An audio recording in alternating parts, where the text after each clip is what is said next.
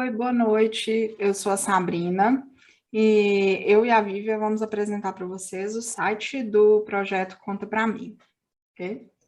Boa noite, gente. Meu nome é Vivian, eu e Sabrina somos lá do Serpete e a gente está com essa proposta hoje de analisar o site Conta Pra Mim, né? Visando observar o que esse site tem para nos contar nessa primeira mirada. Então, gente, a gente vai começar compartilhando a tela. Vocês estão conseguindo ver a tela do site? Tranquilo? E aí, pelas coisas que vão acontecer no site, a gente vai explicando aí os pontos de vista que a gente colocou e a teoria que vem aí, ok? Eu vou começar falando um pouco da questão técnica do site, que é uma coisa que salta aos olhos. Como vocês podem ver, o site ele tem muitas imagens. As imagens aqui, os clicáveis, eles, quando você passa o mouse, muda de cor, então dá para você ver que é uma coisa clicável. Você consegue aumentar o contraste, você consegue colocar ele em libras, tem acesso a esses materiais nas outras redes sociais. Então, tem coisas bem interessantes aqui, né, em termos técnicos para isso. Só que, ao mesmo tempo, começa a vir um problema que, como vocês estão vendo, as imagens, elas têm muitos, muitos, muitos detalhes. E o site tem muito vídeo. Então, à medida que a gente vai rolando, vocês estão vendo que demorou um tempo hábil aí para dar o pop-up dessas partes aqui. A gente acha que tem um grande vazio, mas não é, porque está demorando, porque as imagens, como são muito pesadas, é um site muito grande, ele não é um site amigável para um usuário que tem uma baixa conectividade à internet. E quando a gente pensa nas teorias do design aplicado ao usuário, design feito para quem vai usar, na usabilidade aí desse site, ele não é um site que atende a maioria do público brasileiro, justamente por essa demora na rolagem e o tanto que ele é pesado. Um outro problema aqui que a gente tem, vocês estão vendo que o site tem várias abas aqui que vão, conta para mim, literacia familiar, práticas de materiais, conta para mim. Só que por ser um site de rolagem, ele começa já com vídeo, dá uma introdução, ok? Mas depois vem essas abas, ele não explica o que são essas abas, não está muito claro. E vem um vídeo explicativo, ao invés de uma explicação, primeiro o texto e depois o vídeo. Esse vídeo demora a carregar e esse vídeo ele não está hospedado dentro do próprio site. Esse vídeo está hospedado dentro da plataforma do YouTube. Então, eu exijo mais a minha conexão para ligar uma outra plataforma. E cada informação feita de vídeo, ela é mais dados que vêm que voltam. Então, você tem uma baixa conectividade, você tem ainda um problema muito maior para poder lidar com esse site. Depois eles vão oferecer aqui primeiro uma questão do objetivo do programa ou da portaria da instituição, que não é necessariamente informação tão relevante assim para o público-alvo.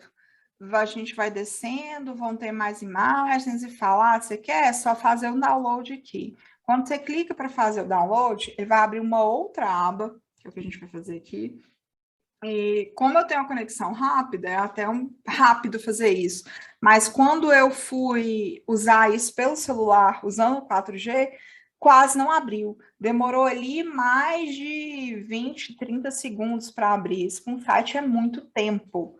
Então, exige uma conectividade maior e não é necessariamente um site que use os recursos digitais.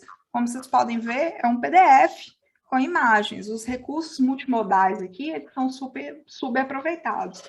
Aqui você poderia ter um áudio, ter alguma imagem que salta, alguma imagem que salta, mas não, nem os próprios links dentro do próprio PDF, para você ir para as páginas diferentes, eles são clicáveis. Você tem um índice normal, mas nenhum desses índices ele vai direto para a informação que você quer. Então, ele não dialoga com o digital de forma efetiva. Outro problema que a gente vai ver aqui é um site que vai falar sobre leituras. Ele vai falar aqui da idade das crianças, do tempo de formação das crianças e várias outras, facilitadores, e você tem várias e várias histórias até você chegar no material que você pode fazer o download. E vocês estão vendo tanto que está demorando para fazer, para aparecer essas animações. Por quê? Porque ele está muito cheio disso. Então, os materiais vão aparecer só lá no final. E os áudios, eles têm um tamanho, às vezes, um pouco maior. E eles, ainda assim, isso vai ter que usar um site externo de áudio. Ele não está hospedado dentro do próprio site. Então, é mais uma coisa que exige da sua conectividade. E quando você vai nas questões de cantar, junto com Toquinhas, Cotórios do Monteiro Lobato, aí depois você vê essa rolagem toda, olha aqui, gente, aí a gente demorou aí mais de 20 segundos, isso para um site é extremamente complicado, que a gente vai achar a coleção de livros. Então, que a coisa que seria o foco aí da coleção para a família ler, ela vai estar lá no final do site. E vem para imprimir, para colorir ou para ler online. Quando você clica para ler online, olha o tempo que gastou para fazer o loading desse PDF. E, novamente, são recursos multimodais subutilizados. Eles fazem o vídeo de alguém narrando, mas dentro do próprio conteúdo do livro não tem nada interativo. E hoje isso é uma coisa que já é mais praxe em outros sites de literatura infantil, ou até o site do próprio Projeto Itaú também, que é distribuição gratuita de livros. O material que vai ser lido ele é interativo. Aqui não. É apenas um livro gerado em um arquivo de PDF. E aí convém falar, Sabrina, desculpa só interromper sua fala, mas dos recursos do livro digital que são deixados à parte e que, assim, poderia ser uma coisa perdoável se tratando de projetos mais imaturos, né? Se tratando de projetos mais artesanais, mas a gente está falando aí de um site criado pelo Ministério da Educação, a gente está falando de um projeto que vem do governo para as famílias e que não se atentou, por exemplo, aos trabalhos que existem no Brasil sobre a questão do livro infantil digital e do quanto ele é significativo para a interação das crianças. Isso é muito importante. E por mais que eles tivessem a intenção positiva de colocar musicalidade e afins, vocês estão vendo tanto que está demorando. Ele está separado, as coisas não estão juntas. Hoje a gente já trabalha numa perspectiva e está dentro de um outro paradigma dos recursos digitais, que é atrelar um com o outro. E nenhum dos conteúdos vocês podem ver que estão atrelados ou estão juntos. Como é que eles estão pensando nesse usuário? Eles estão gastando aí horas e horas de conexão e de dados dos usuários para quê? Para ter recursos separados que, se fossem juntos, estariam gastando menos dados, estariam mais acessíveis para os próprios usuários, e não é uma coisa que tem uma dificuldade técnica tão grande de se fazer pelo porte do projeto em si.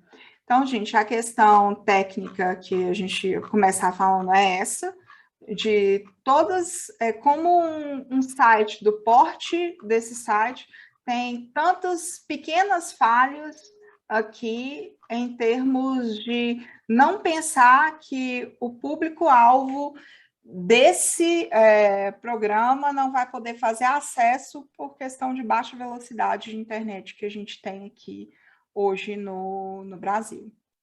Exatamente, e eu acho que, pegando um gancho na sua fala, quando você pensa assim, no público-alvo de um projeto, né, que se dispõe a levar a literatura para dentro das casas das famílias brasileiras, então, assim, que o propósito do projeto é tornar a literatura mais acessível, e aí ele utiliza, né, todas essas questões técnicas que você pontuou, que são colocadas como dificultadores, acaba que o site vem para reforçar mesmo o lugar daqueles que têm acesso, daqueles que já têm acesso à literatura, daqueles que já têm acesso a práticas de literacia dentro de casa, porque são as pessoas que têm um acesso à internet, a uma internet de qualidade, a uma internet de velocidade, elas já têm acesso a essa informação. Então, muito provavelmente, são pessoas que já têm essas práticas como usuários. E a gente sabe quão problemático isso é se a gente parar para pensar que no Brasil a maioria da população é de baixa renda. E a maioria da população não tem a literatura como hábito, né? A leitura como hábito dentro de casa. Então, eu acho que o projeto, ao invés de criar pontes, só reforçou um pouco desse abismo que existe, né, entre literatura e as famílias mais carentes. E quando você falou em público-alvo, utilizou uns recursos que poderiam justamente fazer essa ponte. Ao colocar o toquinho para narrar, para cantar as cantigas populares, por que essas cantigas não estão inseridas dentro do próprio livro ao qual elas falam? Então, coloca como se cada um dos modos da linguagem fossem separados, não dialogassem.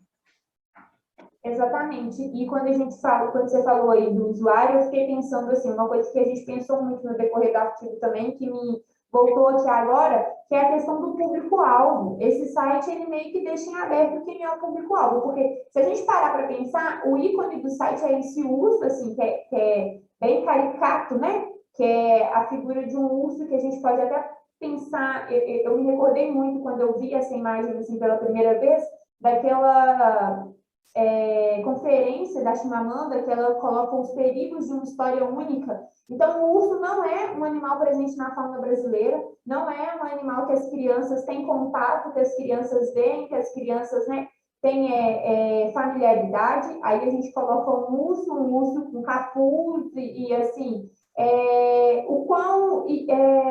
e aí o urso nos leva a pensar, não, o site está direcionado então para criança, está direcionado então para o público leitor, a questão das imagens, de como eles colocam, mas não, aí a gente vê que no decorrer a gente tem regulamentos, normas, a gente tem a própria palavra do ministro, então assim, são materiais que estão direcionados para o público adulto e para um possível mediador. E se estão direcionadas para o mediador, é isso que você falou, além de toda essa questão da informação ficar fragmentada e dele não ter acesso a essa informação de maneira fácil, porque a utilização de uma figura tão caricata, sabe? Eu acho que faltou pensar um pouco em quem é esse público-alvo. Talvez o que mais faltou na composição do programa em geral, do Conta Pra Mim, foi pensar para quem eu estou contando, né? Para quem estamos nos propondo a contar. E como estamos contando?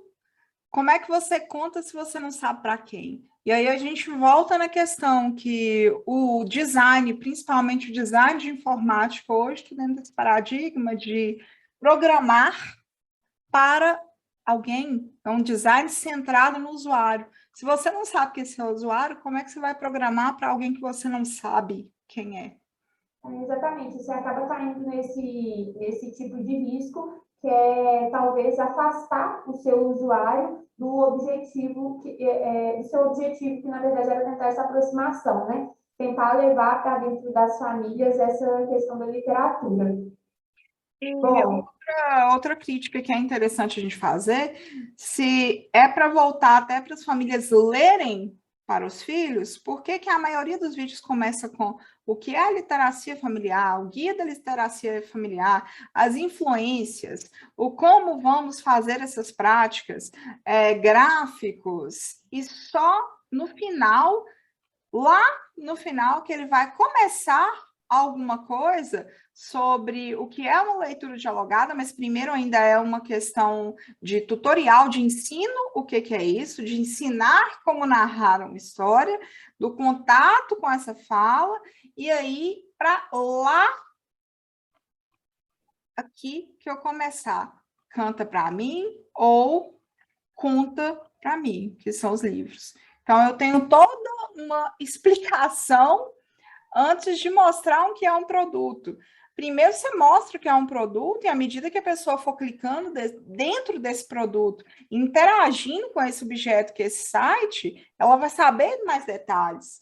Então, aqui, se eu quiser saber por que eu posso ler online, ou imprimir ou colorir, por que colorir é interessante? Aqui, eu poderia ter um pop-up aqui explicando por que essa questão de colorir.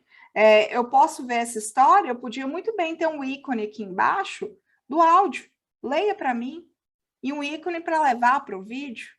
um ícone, e por que é importante a leitura dentro do que é o livro. Se a ideia do projeto é focar nessas histórias, então por que as histórias elas deixam de ser protagonistas ao estarem no final de um site de rolagem? Que você não consegue, ao começar o site, que é uma forma muito contraintuitiva, você colocar no final uma coisa que seria para estar no começo e não ter nenhum indício de onde é que você faz o download nesse começo desse site. Eu acho que essas são as questões centrais, né? Então, eu acho que faltou ao programa perguntar se a quem ele está contando. Eu acho que essa foi a grande falha. Foi não focar no usuário nem tecnicamente, e se a gente, só um último adendo, mas se a gente parar para pensar também, a gente percebe aí mais uma vez a falta de reconhecimento que o programa deu para os nossos tantos ilustradores, né, para os nossos tantos profissionais da arte e do design envolvidos no fazer literário, envolvidos no livro. A gente pode pensar até na FINILIGE aí, na Fundação Nacional do Livro Infantil e Juvenil, como é que não foi parceira num projeto desse porte para poder dar pitaco mesmo, porque as pessoas não são obrigadas a saber, né? Mas a gente espera-se que de um projeto deste porte elas vão atrás da informação. Elas elas vão tentar assim, chegar, aproximar o máximo possível desse público-alvo, desse público leitor.